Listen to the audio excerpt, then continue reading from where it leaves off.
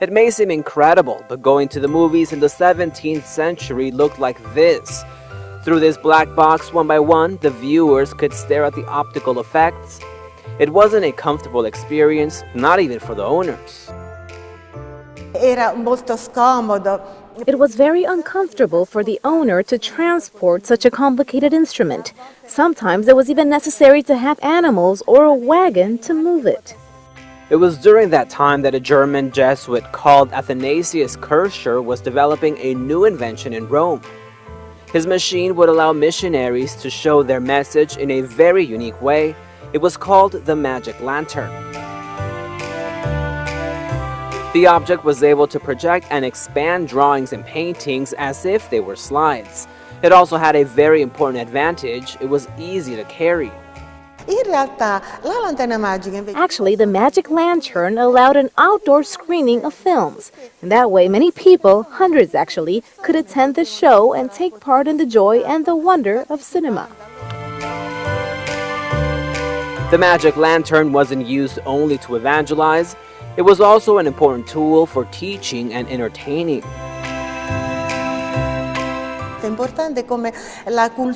It's interesting to see how culture became more accessible to everyone because of the visual language that's easier to understand. And this was a very important cultural moment of our past, and one I think we shouldn't forget. Alongside Athanasius Kircher, many scholars were developing similar inventions.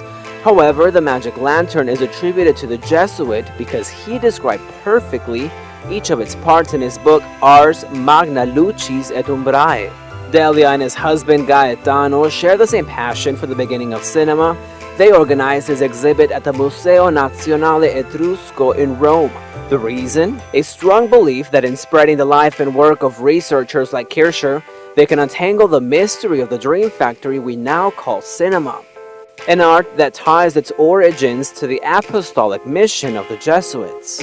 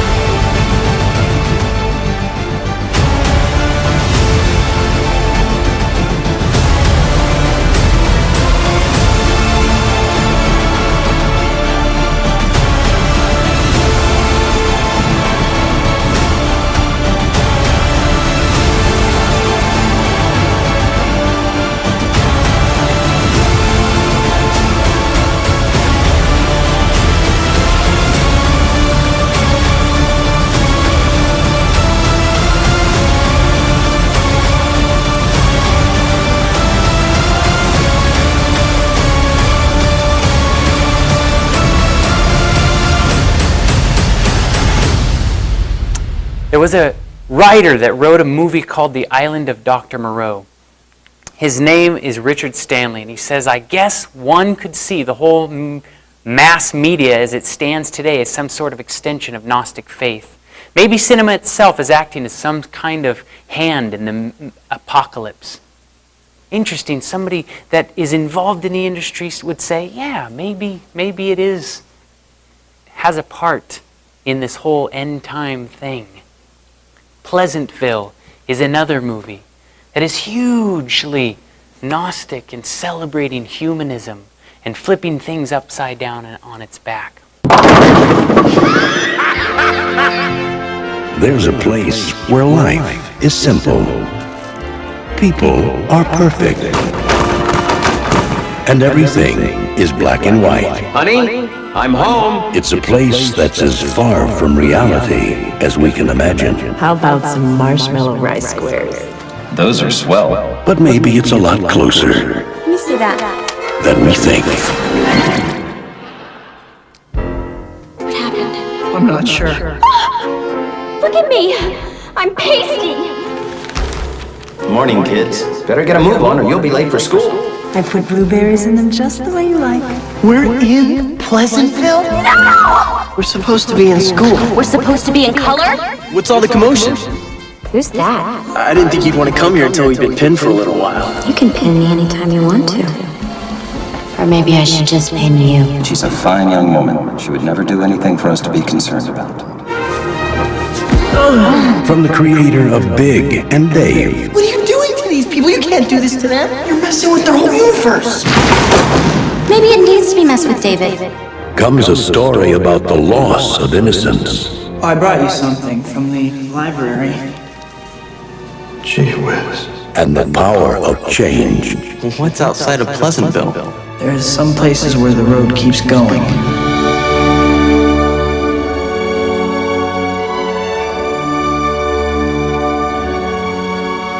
Shouldn't cover that up. What is that? What's going on? It's rain. Honey, I'm home. New Line Cinema presents Look at my face. It'll go away. I don't want it to go away. Something is happening to our town. Jeff Daniels, William H. Macy, Joan Allen, Reese Witherspoon, and Tobey Maguire. So what's gonna happen now? I don't know. Pleasantville. What are we gonna do, Bob? Well, we're safe for now. Thank goodness we're in a bowling alley. So once again, a perfect environment. And here, in this perfect environment, somebody comes into the perfect environment and starts to taint things a little bit. And notice, it's kind of black and white, and it's kind of boring. Have you ever asked somebody who doesn't even believe in God, would you like to go to heaven? Have you ever asked that question to somebody that just doesn't believe in God? Ask it. Here's a piece of homework for you. Go home and find somebody who absolutely does not believe in God and watch this response. Why would I want to go to heaven? That would be boring to do the same thing over and over and over again for an eternity. And you know where we get this idea that heaven is boring, black and white? Hey, maybe introducing a little bit of sin and color into the world would be much more exciting. So, in this movie, remember that scene where she was up there on the thing and she said, oh, you know, like we could make out, or well, that was their word for make out, I'm assuming, or maybe even more than that. And here he had never even seen that before. And so she takes him and makes out with him, and all of a sudden, when he is driving home, this is the first time that he's actually sinned or done something out of the ordinary.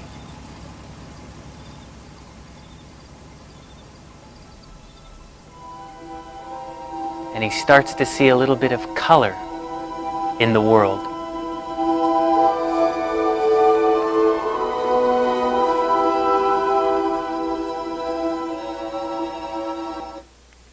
Look at him. Now everybody All over the place. is going up to this mountain and making out, and more people are starting to turn colors because they're doing these out of wedlock things. And Going to a library? What's next? You're right. Somebody ought to do something about that. in fact, now here these two characters are going to go up to this place where all the kids are making out, and they're going to go make out for the first time, and here is their experience. The sounds of Pleasantville. Here's a new one for all you kids out of Lover's Lane.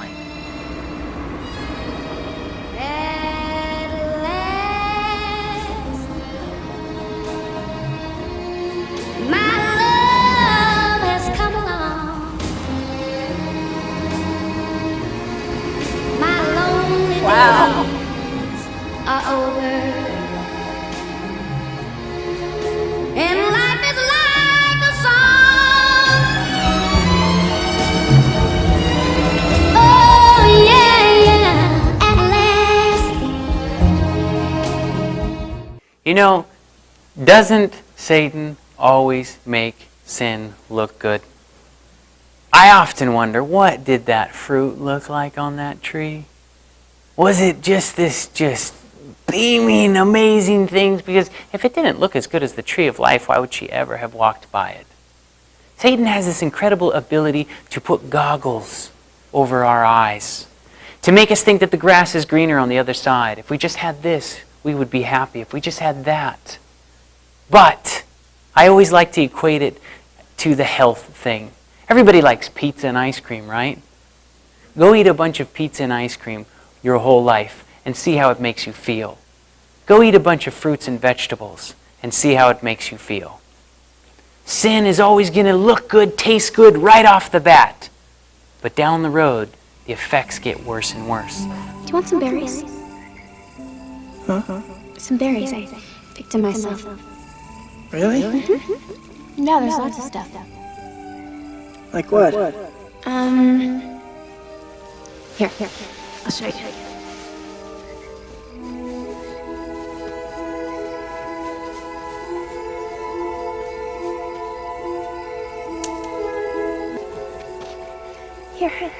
I think I've seen this scene before. Wow! There's the red apple coming in. What is that? What's going on? It's rain. Real rain? Yeah. You don't have rain either? Oh, of course you don't. It's okay. Here, come on.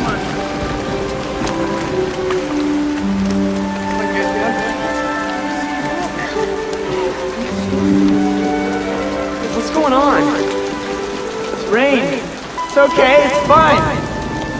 There's nothing to be scared of. Here, I'll show you. It's just rain, it's okay. It's fine, come on out. You see? Look. You see? Come on, come on. You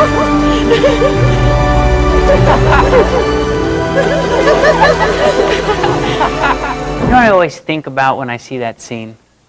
Do you think all the people that were standing outside of Noah's Ark?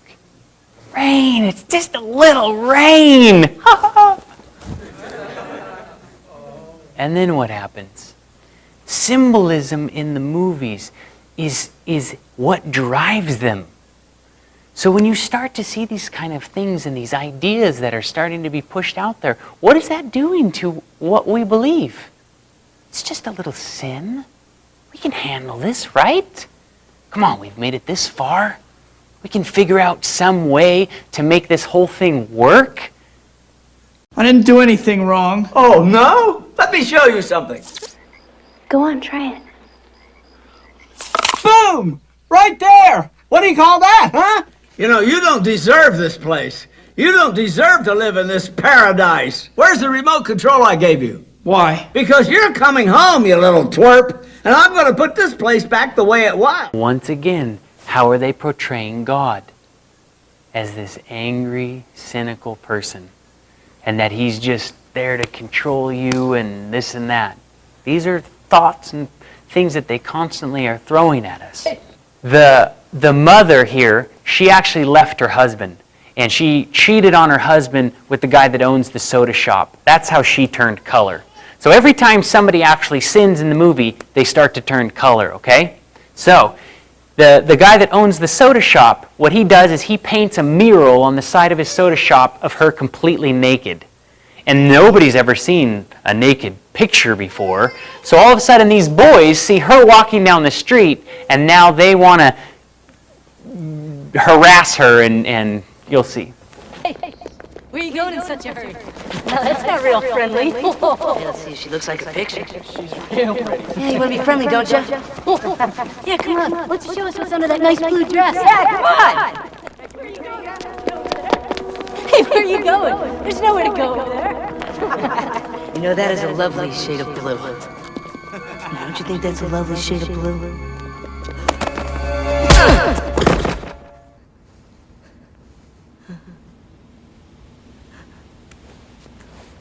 Get out of here! Go on, go! Are you okay? What?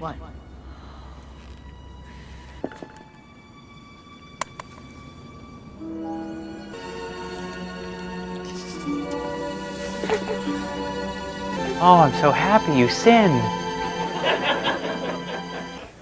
Just kills me. And I saw this movie when it actually first came out, and of course I didn't see any of this. And it wasn't until I came back into the church and started reading my Bible that I started opening my eyes, going, what are these people trying to tell me?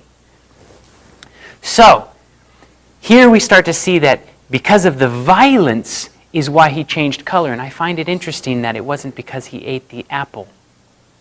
Once again, maybe eating the apple would resonate with Christians too much if he changed color. But maybe if they just waited a little bit, maybe you wouldn't catch it.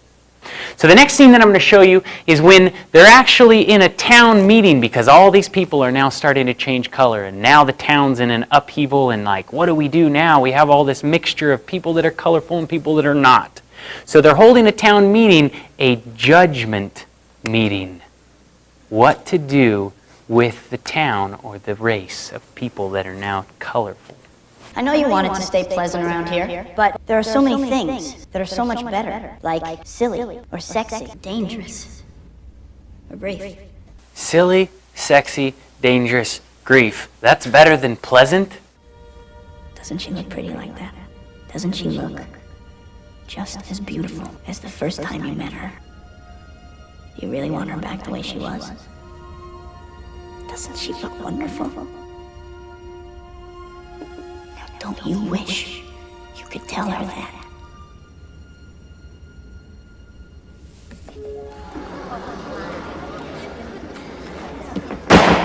You're out of order. Why am I out of order? Because I'm not going to let you turn this courtroom into a circus. Well, I don't think it's a circus, and I don't think they do either. This behavior must Stop at once. But see, that's just the point. It can't stop at once because it's in you, and you can't stop something that's inside you. It is not inside me. Oh, sure it is. No, it is not. What do you want to do to me right now? Come on. Everyone is turning colors. Kids are making out in the street. No one is getting their dinner. Hell, you could have a flood any minute. Pretty soon, the women could be going off to work. While the men stayed at home and cooked. That is not going to happen. But it could happen! No! It could not! Bud.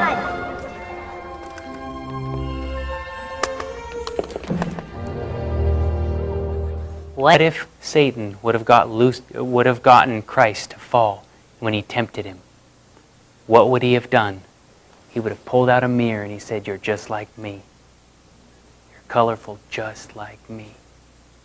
And here, the judge, the God character, judge, he's judging everybody, and he's sitting there saying, "You're just like us. You're just like us. You have it inside of you and you can't stop this." And that's the same thing that Satan is trying to tell everybody, that it's inside of you. This is something that you cannot stop, God. And that's why we're still here.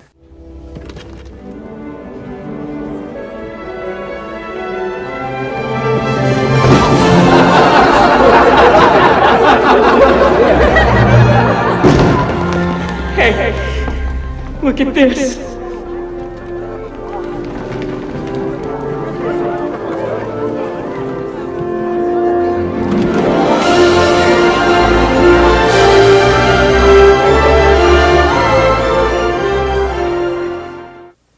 It's like they get you going, they get the music, and they're like, yeah, you know, this is what it should be like.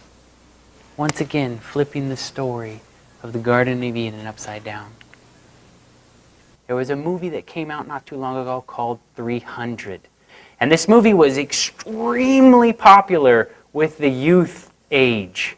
And everybody was like, oh, this movie's so awesome because it's a real story.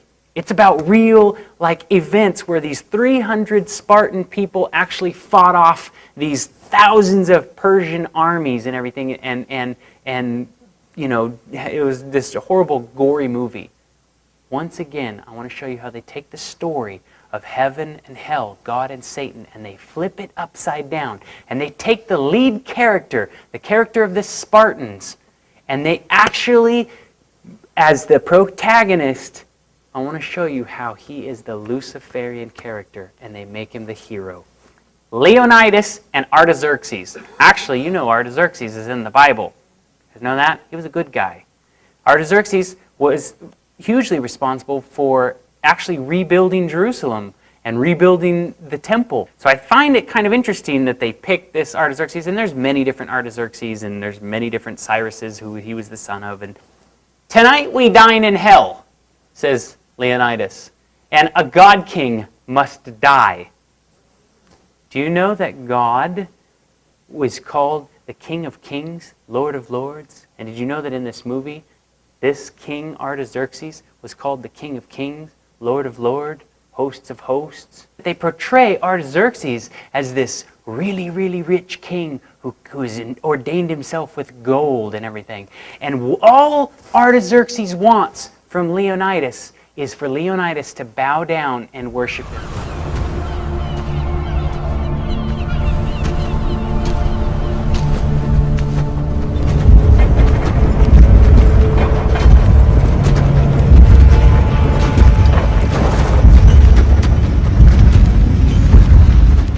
Let me guess.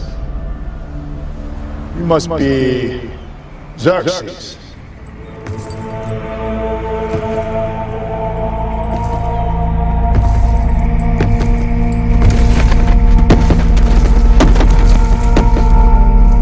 Come, Leonidas. Let us reason together. Have you heard that before? Isaiah 1:18. Come now, and let us reason together, saith the Lord. You have many slaves, Xerxes, but few warriors. It won't be long before they fear my spears more than your whips.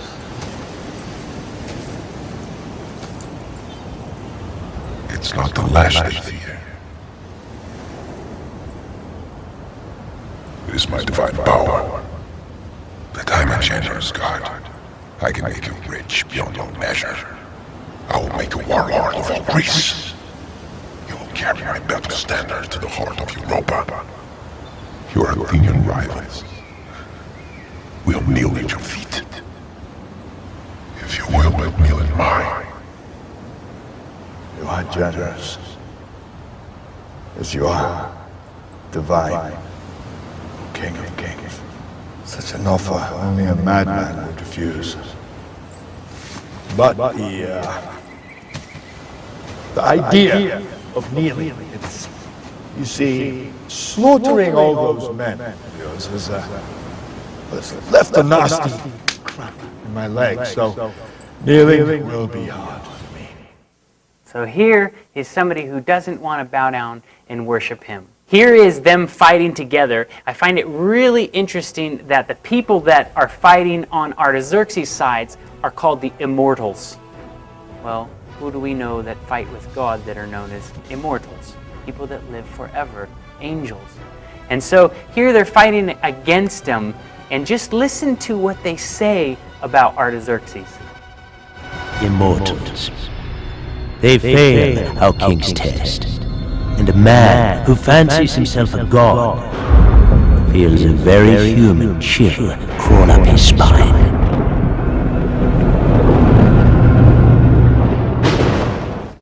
A man that fancies himself a god, that is called the King of Kings, the Lord of Lords, the Host of Hosts.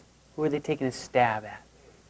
Who feels a very big chill, human chill, up his spine. So here, this scene right here is Leonidas talking to one of the people that is his own. And listen to what the guy says. They're just about ready for the very last battle. And so the guy's going to talk about he lost his son. And so Leonidas here is telling him, I'm sorry that you lost your son. And listen to what the guy says to him. I have lived my entire life without regret until now.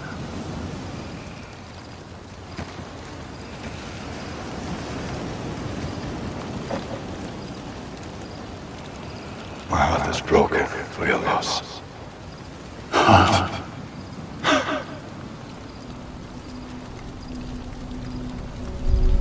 I have filled my heart with hate.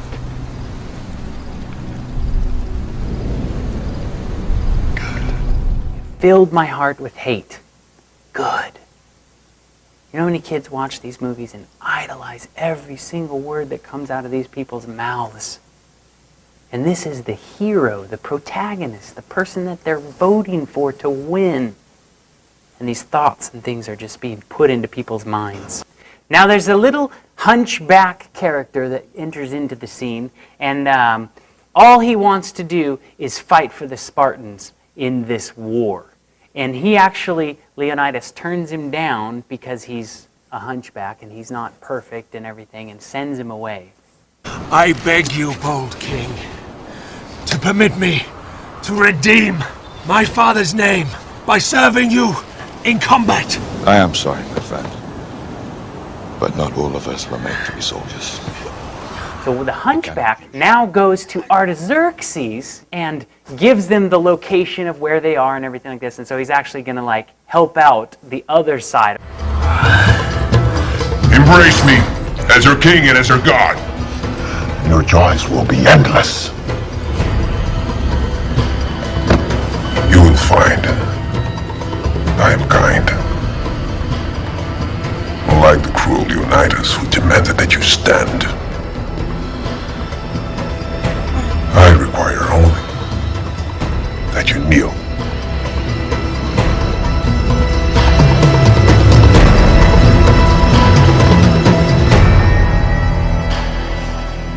So, our God is asking us for our worship. And here they're just tainting it and twisting it and turning it and everything and making the bad guy our God. Here's the very last scene. His shield is heavy.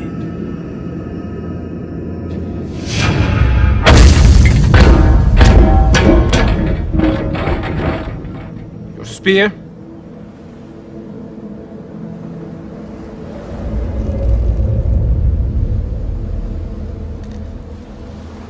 You there, Ephialtes.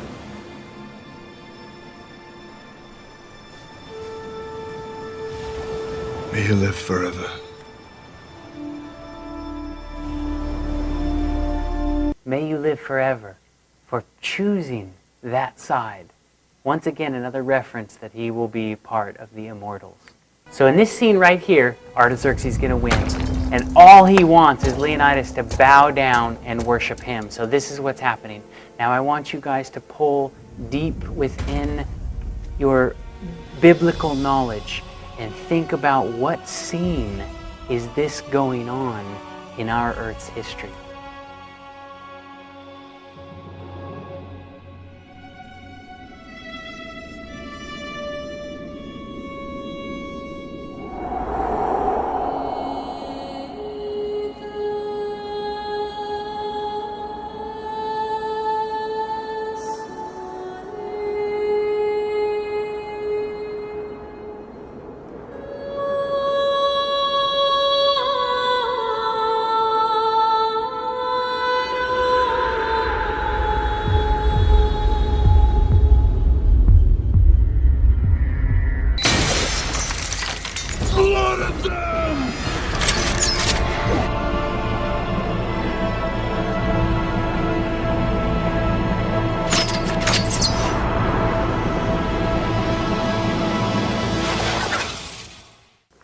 I want to show you something.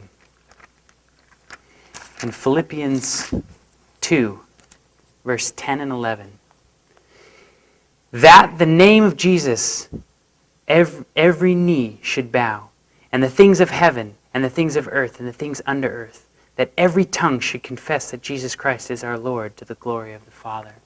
Did you know that in the end of this whole mess that we're in right now, Satan himself will bow the knee and say, God, you were right.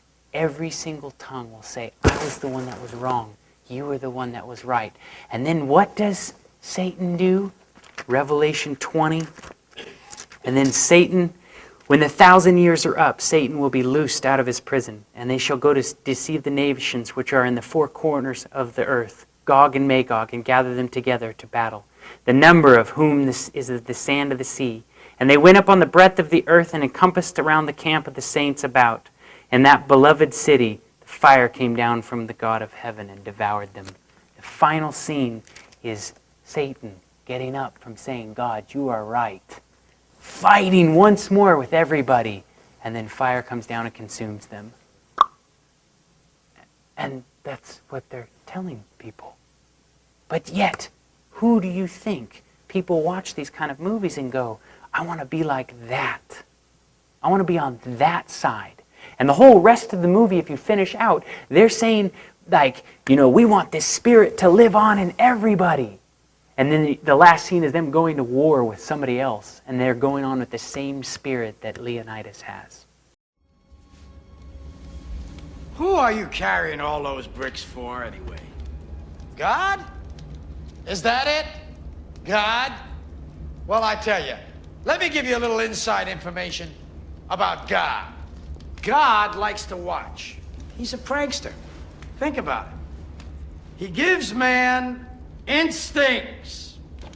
He gives you this extraordinary gift, and then what does he do? I swear, for his own amusement, his own private cosmic gag reel, he sets the rules in opposition. It's the goof of all time. Look, but don't touch. Touch, but don't taste. Taste, don't swallow. And while you're jumping from one foot to the next, what is he doing? He's laughing his sick fucking ass off. He's a tight ass. He's a sadist. He's an absentee landlord. Worship that? Never. Better to reign in hell than serve in heaven, is that it? Why not? I'm here on the ground with my nose in it since the whole thing began. I've nurtured every sensation man has been inspired to have. I cared about what he wanted, and I never judged him. Why? Because I never rejected him. In spite of all his imperfections, I'm a fan of man. I'm a humanist. Maybe the last humanist. Who in their right mind, Kevin, could possibly deny the 20th century was entirely mine? All of it, Kevin! All of it. Mine. I'm peaking, Kevin. It's my time now. It's our time. Anybody want a drink? I'm having a drink.